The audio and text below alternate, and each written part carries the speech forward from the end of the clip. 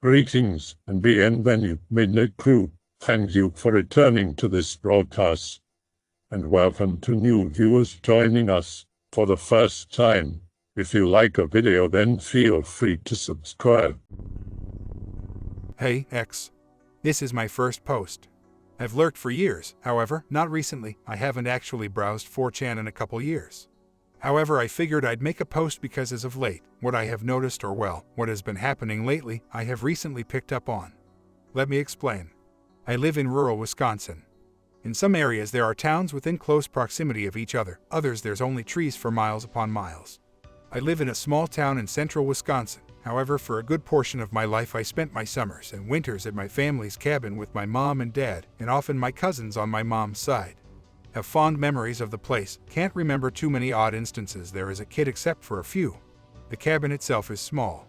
A porch all around the house with somewhat of an overhanging roof. 4 rooms, bathroom, living room. Half the room was for relaxing, sitting, chatting, other half was the kitchen and the table. My parents' room and then my room, or well, the kids' room, as my cousins came with us often. Whenever we went, I always slept like total shit. I can count on my fingers how many nights I have slept restlessly there. Dad had the same problem, so usually we would stay up into the night and have a fire in the back, or we'd play cards. During the hunting seasons, we'd stay several nights in our deer stand, which was a couple miles, maybe 3 or 4 north of the place. I always remember sleeping much better in the stand, although we both still woke up through the night, just not as much, I guess. Within the last year or two I decided to get a DNA test and create a family tree. The DNA isn't relevant to this story, but I was able to get a lot of information about my family history from my dad. He said that his dad, my grandfather, my great-grandfather, etc. were always particularly interested in family lineage, so they passed on the job of recording the family's history to the eldest son. My dad never forced this upon me, however he asked me if I'd ever be interested in this stuff. Not wanting to disappoint my father, as well as been genuinely curious, I decided to give it a go. Dad gives me an absolute ton of binders and books full of family history. Most of it is just names, but it starts to become interesting, starting with my great-great-grandfather. My great-great-grandfather was a lumberjack in the 1870s. He purchased a small plot of land, currently where our cabin is, built a cabin, not our current cabin, we'll explain later, and even had a small sawmill in the back. My father told me that my great-great-grandfather was the one who started the logging tradition that we have in our family. The men in our family have been loggers since then. My dad, when he was younger, was a lumberjack for a while until he decided to go to a tech and become an auto body specialist instead. Currently, I'm the only one so far who hasn't commercially cut down trees, although currently in college I am taking forestry as a minor. I want to be a Department of Natural Resources ranger. Anyways, back to my great-great-grandfather. I don't want to make this post a biography about him, but essentially he got married, had a kid. My great-grandfather. My great-grandfather continued the logging legacy that my great-great-grandfather started. He found success until the early 20th century, around 1910. When logging went into a sort of recession since the paper industry kept growing, and in order to fulfill the quotas, the logging industry moved on to hardwoods. The transition to hardwoods failed, and my great-grandfather lost his job due to paper companies switching to Pacific Northwest logging companies. After a few years of working odd jobs, he decided to get back into logging, although not what you'd expect. My great-grandfather started his own woodworking business, making shit like tables and chairs and regular materials like planks. Although not nearly as profitable, my great-grandfather had steady income and was able to live rather modestly. He married a girl from the nearby city and had 2 kids, one was stillborn and the other was my grandfather. They lived there most of their lives until one day the wood stove chimneys built up creosote or whatever caught fire while they slept. My great-grandfather and grandpa made it out, but not my great-grandmother. My great-grandfather wasn't able to rebuild on that plot of land due to straight-up heartache. My grandmother was buried in the back. Now this is when shit finally starts to get weird. My great-grandfather couldn't bear the loss. Apparently he felt lots of guilt, as he usually was the one to clean the stove out and he'd been neglecting it for some time. He spiraled into alcoholism-fueled depression. My grandpa used to tell my dad that for most of his teen life he stayed with his friends' families, as his dad, my great-grandfather, became an abusive drunk. My great-grandfather eventually built a shitty shack on the old plot. Dad said that grandpa once went 2 years without seeing his dad, my great-grandfather. In the final years of his life, my grandpa tried reconnecting with great-grandfather in order to salvage whatever relationship they had before he died. The last night they ever shared was probably the worst day my grandpa ever experienced. The night of the worst day, my grandpa, who was a little tipsy from drinking with my great-grandfather.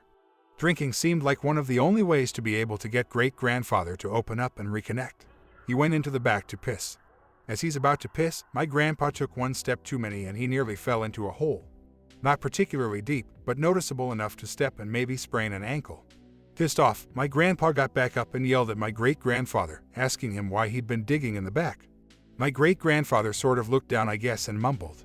My grandpa re-inquired and was met with my great-grandfather standing up. He asked grandpa to come into the back. At this point he was extremely drunk, my grandpa said. So they go into the back and my great-grandfather went into the ditch. My grandpa told my dad that great-grandfather looked him dead in the eyes and said, "She's here, son." My grandpa didn't understand at first until he realized where he was standing. My great-grandfather had started digging up my great-grandmother's grave an hour or two before my grandpa showed up, unexpectedly. My grandpa flew into a rage and asked him, "What in God's name are you doing?" My great-grandfather admitted to him that he had planned on taking his life that night, until he showed up. My grandpa apparently shoved him into the ditch and said some words. Dad said that grandpa never told him what he exactly said, as he couldn't bring himself to say the words he inevitably regretted saying. My great-grandfather never killed himself, he died via old age. My grandpa left him that night, as he apparently couldn't have stayed without feeling the urge to beat him to death. The one thing my great-grandfather did do, though, was fully dig up my great-grandmother. My grandpa found this out when he returned the next day to find more dug-up dirt in an empty grave, as well as a missing great-grandfather, Dad. Grandpa got the police involved and a small search party was formed. My grandpa looked for hours and hours until he finally found his dad. Dad said that he found my great-grandfather by a nearby river, just by himself, almost completely naked. He stood there, quietly, looking upon my great-grandfather. One of the policemen accompanying my grandpa shouted at my great-grandfather, demanding he come back with them. My great-grandfather stood up and did exactly that. Grandpa said that he had never seen his face so calm, or at least, expressionless. My great-grandfather was submitted to a mental health facility for the remainder of his life. To this day, no one knows where my great-grandmother's body is. Great-grandfather usually never answered, or he would answer untruthfully, sometimes sending police on a hunt for a body that was in the complete opposite direction of wherever he apparently said it was. When my great-grandfather died, my grandpa asked that he be buried in the city. Over the years, my grandfather painstakingly renovated the cabin and made it what it is today, a cozy place for the family. He got married twice, had kids with the second wife, which would be my dad and his other 7 siblings, 6 boys and 1 girl. Needless to say, my grandpa lived a relatively happy life except for one thing. As he started getting older, he could not sleep well at all. He stayed up almost every night, sometimes until 2 or 3 a.m. or even well into the morning, like 7 or 8 a.m. My dad said that grandpa used to get very ornery sometimes. Like, he was someone you needed to avoid during the day or else you were going to get a licking for sure. Other than that, grandpa was extremely kind. Due to his night tendencies, grandpa used to invite over family or friends from work. He worked at the nearby mill to play cards, drink, or just chew the fat around the campfire. For the rest of his life, he slept like shit but otherwise was happy until the very end. Dad says that grandpa died very ungracefully. Grandpa wasn't quite there anymore. In the final 2 years of his life, he rarely talked and was rather emotionless. Doctors said it was most likely dementia. My grandpa, one night, just a month before his death, sat my dad down, now in his mid-20s, for a chat. Dad says that he thought grandpa had finally lost it because out of nowhere, he was acting like he used to. He told Dad that he needed to have kids and be happy because he knew that he wouldn't be around for it. He also told Dad why he stayed up every night. My dad got very serious during this next part. I don't think I'll ever ask him the details again because I don't want to hurt or spook him. Grandpa says that whenever he lays in bed, he's cold. Like, really cold. As if he were laying on a frozen lake bed. The only warmth he feels is on the back of his neck, like if someone is breathing on him. Grandpa said that at first, it didn't seem malicious or ominous, but over the years, as he lay in bed at night, it felt like someone's eyes were piercing into his back through a window. No matter how hard he tried, he couldn't pass out, alcohol didn't work. Once he got so upset he tried suffocating himself and knocking himself out physically, but it never worked. Ironically, one day, he just died in his sleep. After my grandpa died, the house was sort of eerie. Like, it wasn't especially cozy or inviting, but it wasn't ominous either. The house sort of existed, apart from everything else, Dad says. Dad and his siblings make the home as comfortable as possible for Grandma, as she was mourning. I found it odd that Grandma still mourned Grandpa, although he became somewhat of a bizarre entity in the last few years of his life. Grandpa is buried in a cemetery in town, and everyone sort of goes back to their lives. Grandma for a time was living alone for a time until some things started to happen at the house. Grandma said that she started to feel in danger at all times of the day. The only thing I found out is that she never said anything about having trouble sleeping. As far as I know, she slept just fine, except for feeling in trouble. The final straw was that she found herself on the porch one morning. Dad says she swore up and down that she fell asleep in her bed. Grandma moves in with one of Dad's brothers. For the rest of her life, she never set foot on that cabin plot except for one day. Dad and his siblings still used to go to the cabin because they had never felt in danger or anything. Dad and his brothers all suffered through the night though, as they also had trouble sleeping. It was nothing like my grandpa's and great-grandpa's insomnia. They just figured they were full of piss and vinegar and were just anxious young men. One of Dad's brothers, my uncle, brought Grandma back to the cabin for a family get-together, hosted by one of my uncles and his newlywed wife. Everything was fine until Dad saw Grandma sit on the couch. According to Dad, Grandma looked to her right side. Imagine as if you were a junior high schooler and out of nowhere your friend taps you on the shoulder from behind, and you instinctively look. My grandma did that exact motion, slumped down onto the floor and had a heart attack. My dad stood there, in shock, while the brother that was hosting the party rushed to her and told someone to call the police. Being all the way out in the woods, my uncle decided to rush her to the hospital instead, figuring it would be much faster instead of waiting. The cabin was completely silent. Then he followed suit and went with my uncle, whereas my dad and a few others stayed back. According to my uncle, Grandma was near inconsolable when she was stabilized. She just would not stop crying and screaming, so much so to the point where she could only whisper. She died early in the morning the next day. This was a really traumatic time for my young father. Dad says that it really affected him and motivated him to work, logging at first and later going to school. He didn't have much friends, so Grandma's death inspired him, for lack of a better term, to get his mind off of it. He worked 24/7 until he met his wife, aka my mom. Fast forward some years, because my dad did not return to that cabin for quite some time. He never told me the specifics. The only one who managed it was one of my uncles, who liked to use it from time to time. He slept like shit but never experienced anything bad. While my dad was still dating my mom, she wanted to go camping because she never camped before, being from the city and also being poor. My dad decided to hit up my uncle and asked him if he still owned the cabin. This uncle was the eldest, so the cabin plot was technically under his name. He inherited it. My uncle said yeah, and that they could stay for a few days while he was out of town. My mom and dad packed their stuff up and drive to the cabin. Everything was pristine. Dad said that it looked like one of those cabins you see for sale that the rich people buy. Inside were cabin-like stuff, oars, paddles, a renovated stove, nice rugs, and even 12-pointed buck mounted. It was like a home away from home, Dad said. I guess he didn't really notice it since he and Mom stayed up most nights just being in love, which he attributed it to, but he still slept like shit. Mom and Dad didn't experience anything ominous while they were there. It was pretty much paradise. Fast forward again several years. Dad figured that everything in between then was irrelevant. Since he only slept like shit, nothing bad happened. Dad buys the cabin from my uncle for cheap and they get married. They live there for a couple years and then bam. I was conceived.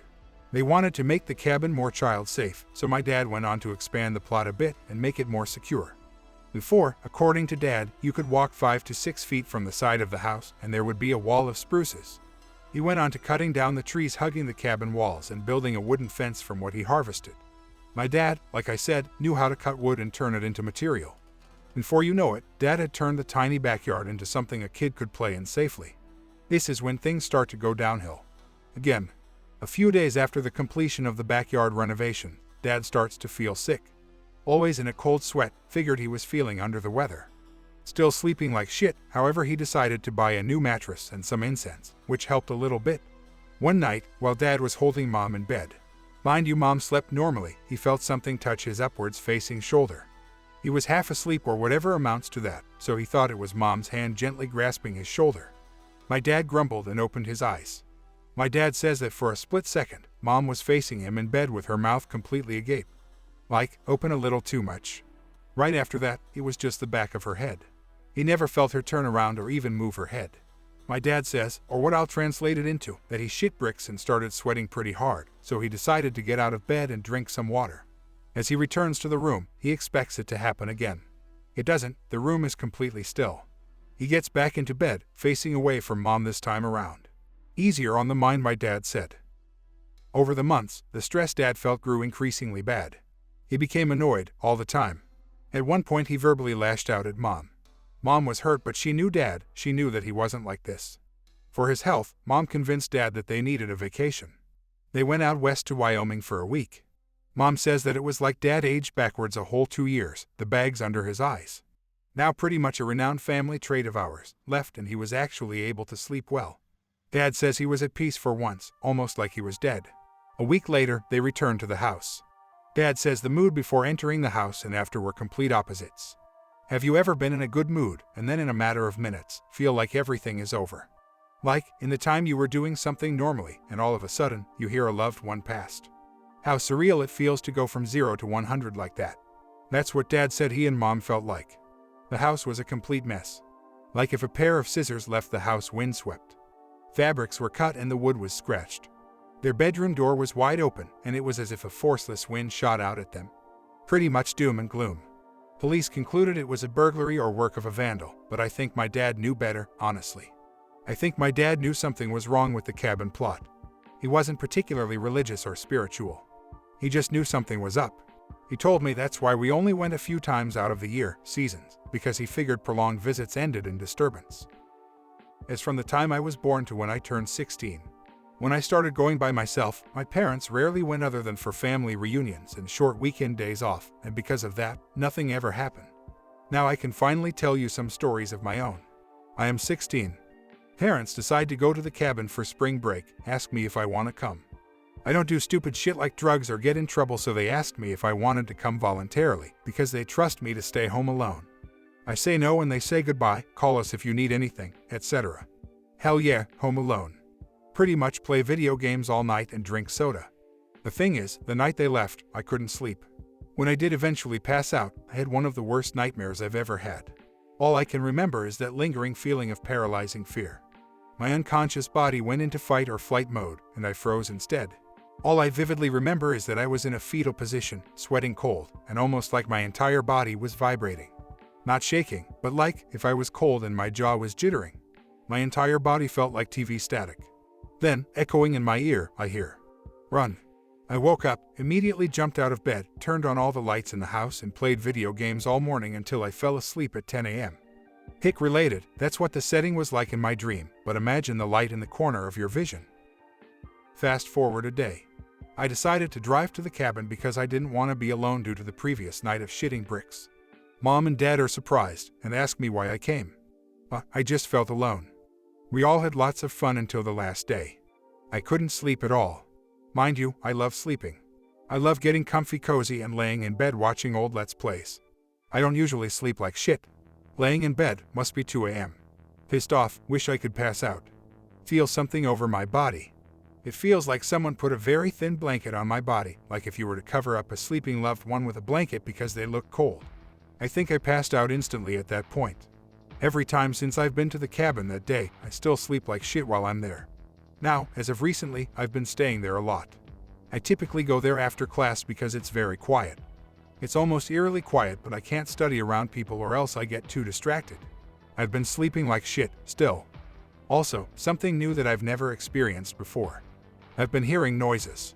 It sounds like someone is gently tiptoeing around the living room. I hear cupboards open and I hear mugs getting taken from them. I can also hear the recliner squeak as if someone was just sitting down. Be me, literally 2 days ago. I don't feel like going inside, so I sit on the porch on a rocking chair. Country bumpkin intensifies.jpg. The chair is located in front of a window, which if you were to look in, you'd see the living room and front door. I just barely hear the curtains from behind the window open. It's so quiet, I wouldn't have heard it if I had continued rocking at a normal pace, so I heard it right in between rocks. Don't move, I keep looking forwards into the woods. I stop rocking. The forest gets really, really quiet. Like, the birds and the crickets stop chirping. It's almost like the suffocating and muffling that heavy snow does in the winter. I feel eyes almost burning into the back of my head. I feel this and sit like this for nearly an hour, slowly building up whatever courage I can gather to stand up. I stand up so fast that I almost fall over due to head rush. I instantly book it around the porch corners and get into my car. I leave my keys in my car because I'm lazy and I'd rather have them in there. As I pull out from my bumpy gravel driveway, I look into my rear view mirror. The front door is open, and in the very back, in the darkness, I see a woman's face, just barely peeking from around the side of the doorframe. What I remember most is her eyes. Her eyes were wide open. Not like if you were surprised or startled, but they looked like if you were forcing your eyes to be as open as possible. I felt so scared, and I could feel the absolute maliciousness radiating from that gaze. I felt like I was about to be eaten alive. Alright, I want to say some stuff because that is the end of the story for now. I do plan on returning soon. First off, am I cursed? The men of my family, since my great-grandpa couldn't sleep well. So that includes my great-grandpa, my grandpa, my dad and my uncles, and then me. None of us can sleep well while we're there. Secondly, I'm almost positive that my great-grandmother is haunting the cabin plot. I think it's because of what my great-grandpa did to her resting place. I've also thought that maybe it's some kind of other spirit, because the insomnia curse, as I like to put it, started up really badly again when Dad cleared out the trees in the back. That wouldn't explain the previous happenings, though. I'm not sure where I stand with this spirit. I want to find out more, but honestly, I'm absolutely terrified to return. I'm just not sure why it only affects the men. My aunt, to my knowledge, sleeps fine at the cabin. Only the men are descended from the direct bloodline, and thus inheriting the curse. Their wives aren't of the same direct blood, obviously, so it makes sense they aren't affected. Interesting read for your most terrifying nightmare ever part. I think that whatever was spooking you at home and telling you to run was trying to get you to the cabin. First and foremost, I'd suggest trying to find your great-grandmother's remains and bury them. If spooky things keep on happening, I'd suggest seeing what beef your old family members might have with the place, and maybe get a priest to bless the cabin. Movies are my only frame of reference, but it only affects the men because the ghost is a woman, and she probably considers the women the innocent victims of evil men. What I don't get about ghosts is why they would be so pissed their resting place was disturbed, especially if by an anguished soul like a past lover. I suppose they want rest too, and nobody should cross them. Is there a chance her great-great-grandpappy wronged her anyway? She could blame him for the burning. Did they have a good relationship outside of the fire that took them? The fact that he turned to alcoholism could be easily explained by the grief of her death, but could he have had some other bad habits before then? If burying the body is the only good option, I'd say you're screwed.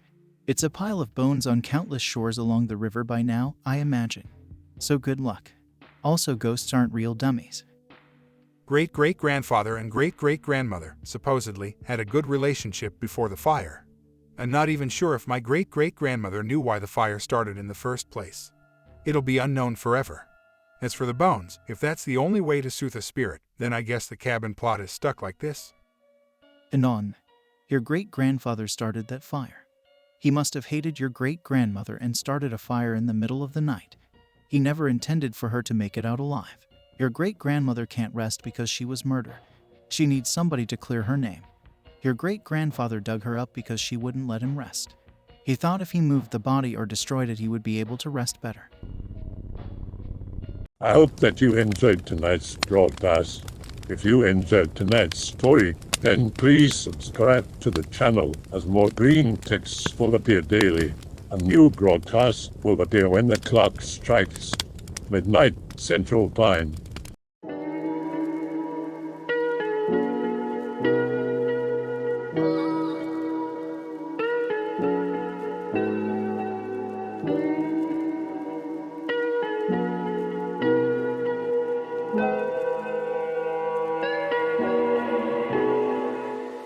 Remember to check out the Odyssey page in the description for a second archive of the channel's videos.